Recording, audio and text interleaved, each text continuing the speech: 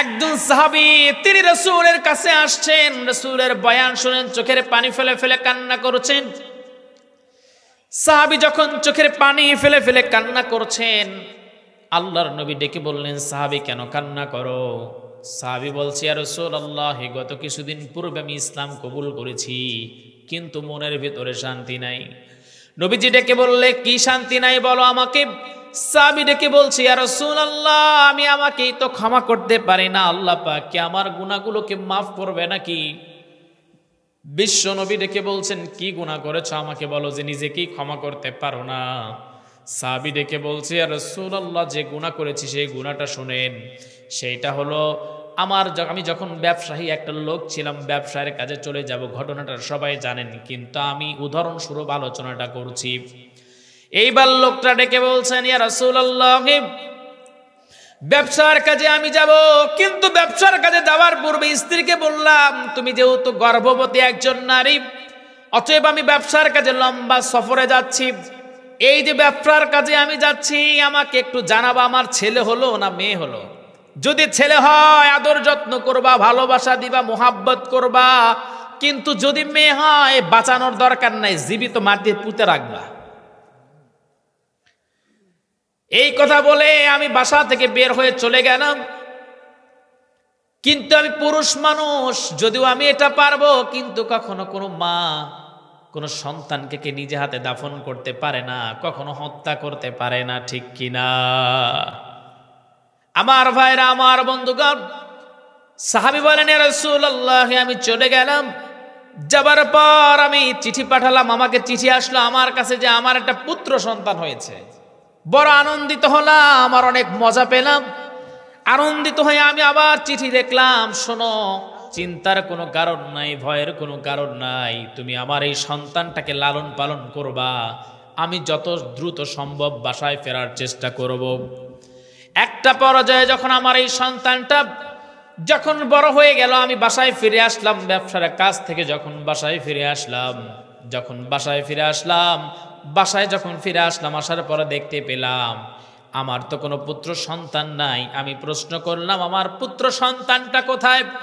আমার স্ত্রী ডেকে বললেন, আমার পুত্র সন্তানটা, আপনার পুত্র সন্তানটা একটু ওর বাইরে গেছে, ওর আত্মীয়র বাড়িতে নিয়ে যাওয়া হয়েছে। কিন্তু আমি একটা সুন্দর ফুটফুটে কন্যাকে দেখতে পাই, এত সুন্দর মেয়ে আমি জীবনে কখনো দেখি নাই। আমি স্ত্রীকে প্রশ্ন করলাম, এই মেয়েটাকে? আমার স্ত্রী প্রশ্ন করে অ্যান্সার দিয়ে বলছেন, পাশের বাসার একটা মেয়ে। অতঃপর আমি বুঝতে পারলাম, আমার স্ত্রী আমাকে বুঝিয়ে বললেন, না, এইটাই আপনার মেয়ে, আপনার কোনো ছেলে আল্লাহ পাক দেন নাই। একবার ওর চেহারার দিকে রাতের বেলায় জ্যোৎস্নার রাতের চেহারার দিকে তাকাই, আর একবার চাঁদের চেহারার দিকে তাকাই, আমি বুঝতে পারলাম আমার মেয়েটাকে যেমন চেহারা আল্লাহ পাক দান করেছেন, ওই চাঁদের দেহে একটা কালো স্পট আছে, দাগ আছে, কিন্তু আমার মেয়ের চেহারার মধ্যে আল্লাহ কোনো স্পট রাখেন নাই। এত সুন্দর একজন নারী, এত সুন্দর একটা কন্যা আল্লাহ আমার দান করেছেন। আমি চিন্তা করলাম না, এই মেয়েটাকে হত্যা করব না, এই মেয়েটাকে আমি মারব না, কিন্তু শয়তান প্রলোভন দিতে লাগলো, মেয়েটা যখন বড় হবে এই মেয়েটাকে একটা গোত্রের কাছে বিয়ে তোমাকে দিতে হবে, সেই গোত্রের তুমি চাকর হয়ে যাবা। এই চিন্তা করে আমি আমার স্ত্রীকে বুঝালাম, বুঝতে দিলাম না যে তাকে আমি ভালোবাসতে পারছি না, মন থেকে মেনে নিতে পারছি না। আমি তাকে উপরে উপরে ভালোবাসা দেখালাম। একটা পর্যায়ে আমি আমার স্ত্রীকে বলে আমার মেয়েটাকে নিয়ে রওনা দিয়ে দিলাম, সঙ্গে একটা কোদাল আমি নিলাম, মাটি খোঁড়ার যন্ত্র নিলাম। এইটা নিয়ে আমি যখন রওনা দিয়ে দিলাম, গভীর মরুভূমির ভিতরে চলে আসলাম, আমাকে দেখা যাবে না। আমি সেই জায়গায় যখন আসলাম, আসার পর আমি বললাম, মারে সামনে খেলা করো, এইটা বলেই আমি একটা গর্ত করতে লাগলাম। সেই গর্ত খোঁড়ার পর যখন গর্তের ধুলা বালিগুলো এসে আমার দাড়ির উপরে লেগে যেত, মেয়েটা এসে দৌড়ে আমার দাড়িকে ছেড়ে দিয়ে গালে চুমু লাগায় দিয়ে বলতো, আব্বা, কেন আপনি কষ্ট করে এই মাটি খনন করেছেন, কেন এই কষ্ট করছেন আব্বা?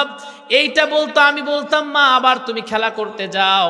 যখন গর্তটা খোঁড়া, যখন খনন করা শেষ হয়ে গেল, অতঃপর আমি মেয়েটাকে ডাকলাম, মেয়েটা আমার কাছে আসলো, ধাক্কা মেরে ফেলে দিলাম।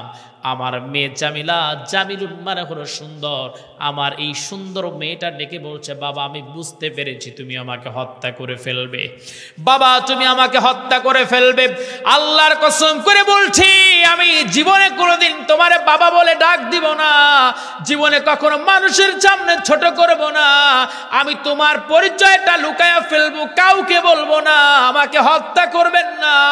সাহাবী বলে, ইয়া রাসূলুল্লাহ, মনে এক বিন্দু পরিমাণ মায়া কাজ করলো না, কারণ মানুষ যখন অপরাধ করতে নেয় তখন তার মায়া মুহাব্বত তার ভিতর থেকে আল্লাহ পাক উঠায় নেয় ওই সময়ের জন্য।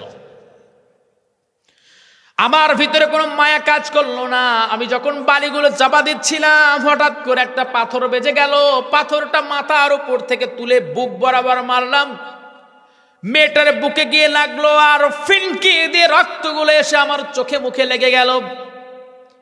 এই মুহূর্তে মেয়েটা শেষ ডাক দিয়েছে, বাবা তোমার মতো নিষ্ঠুর বাবা যেন আল্লাহ পাক কাউকে না দেন। আল্লাহ পাক কোরআন আল কারীমের মধ্যে আবার সেইটা উল্লেখ করেছেন, তোমরা নিরপরাধী বাচ্চাগুলোকে কেন তোমরা হত্যা করেছ। আল্লাহ পাক নিজে কিন্তু বলেছেন। আমার ভাইরা, আমার বন্ধুগণ, এইবার সাহাবী বলেন, আমি মাটি চাপা দিয়ে চলে আসলাম, কিন্তু আমার মেয়ে জামেলার ওই আওয়াজটা এখনো কানে বাজে, বাবা তোমার মতো এমন নিষ্ঠুর পিতা যেন আল্লাহ পাক কোনো সন্তান রে না দেয়। নবী চিন্তা করলাম কই যাব, বুঝতে পারলাম না, এমন সুন্দর মেয়েটাকে আমি হত্যা করে ফেলেছি। আরে আমার চেয়ে বড় অপরাধ আর কেউ করতে পারে না, আমার চেয়ে বড় গুনাহগার আর কেউ নাই। ও নবী, আমি আমাকেই তো ক্ষমা করতে পারি না, আল্লাহ কেমন করে আমারে মাফ করবে। কিতাবের ভিতরে আসছে বিশ্ব নবী মুহাম্মদুর রাসূলুল্লাহ যখন সাহাবীর কাছে যখন ঘটনাটা শুনছিলেন, নবীজির দাড়ি মুবারক ভিজে গেছে অলরেডি চোখের পানি দিয়ে। নবীজি বলছেন, আরে মানুষ আবার বাবা হয়ে কেমন করে এমন নিষ্ঠুর কাজ করতে পারে। আমার ভাইরা, আমার বন্ধুগণ, নবীজি ডেকে বলছেন, সাহাবী তুমি কি বলতে চাও এরপরে বলো। সাহাবী বলে, ইয়া রাসূলুল্লাহ, আল্লাহ কি আমার এই গুনাহগুলো কি মাফ করবে নাকি? আল্লাহ নবী ডেকে বলে, আল ইসলামু ইয়ানহাদি মা কানা ক্বাবলা। চিন্তার কোনো কারণ নাই, ভয়ের কোনো কারণ নাই, হতাশার কোনো কারণ নাই। তুমি ইসলাম কবুল করার পূর্বে যত গুনাহ করেছো, যখন কালিমা শাহাদা বাক্য পাঠ করেছো, আল্লাহ পাক তোমার জীবনের সব গুনাহগুলো মাফ করে নিষ্পাপ বানিয়ে দিয়েছে।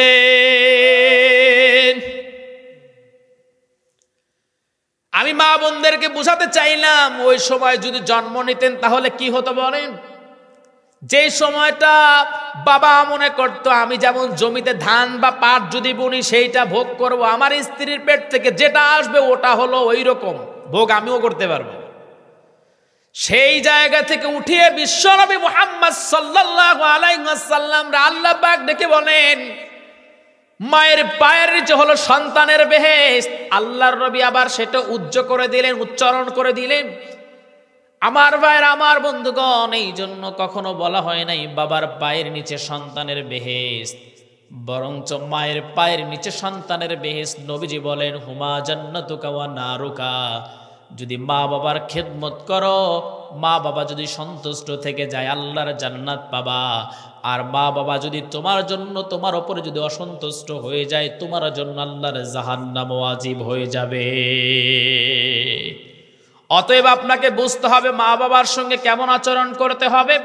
আবার এই জায়গায় পয়েন্টটা হলো, মা আপনারা বুঝবেন আল্লাহ পাক আপনাদের পায়ের নিচে জান্নাত রেখে দিয়েছেন। সুবহানাল্লাহ। যেই নারীদের কোনো সম্মান অন্য ধর্ম দেয় নাই, আপনার বিশ্বাস না হলে আপনি গুগলে এখন সার্চ দিয়ে দেখেন বিশ্বের বিভিন্ন ধর্মে মেয়েদের সম্মান কি, লেখেন এতটুকু দেখেন চলে আসবে। অথচ নারীদেরকে আল্লাহ পাক এই সম্মানটুকু দিয়ে দিলেন। কিন্তু দুঃখ আর পরিতাপের বিষয়টা হলো, এখন পর্যায়ে মেয়েরা এসে চাচ্ছে পুরুষদের সমান অধিকার চায়। পুরুষরা যেই কাজ করতে পারবে সেই কাজটি একটা মেয়ে করতে পারবে? হ্যাঁ, ঠিক আছে, একদিন আপনি মাটি কাটায় দেখান না। অনেকেই বলবে যে হুজুর না, মেয়েরা তো মাটি কাটে। ওরা যে মাটি করে, মাটি কাটে, ওই যে ঝুড়িতে যে মাটি কাটে, ওটা খেলনার ঝুড়ি, খেলনা ঝুড়ি, ঠিক আছে না? খেলনা ঝুড়ি। আমাদের এক আন্টি আছে, উনি এসে আমার মার কাছে সহযোগিতা করে। আমি বলি খালা আপনি যে ঝুড়ি নিয়ে আসছেন, এই ঝুড়িতে বাচ্চাও তো তুলতে পারবে। বলে যে তুমি বোঝো না আমরা কি এত ভারী কাজ করতে পারি।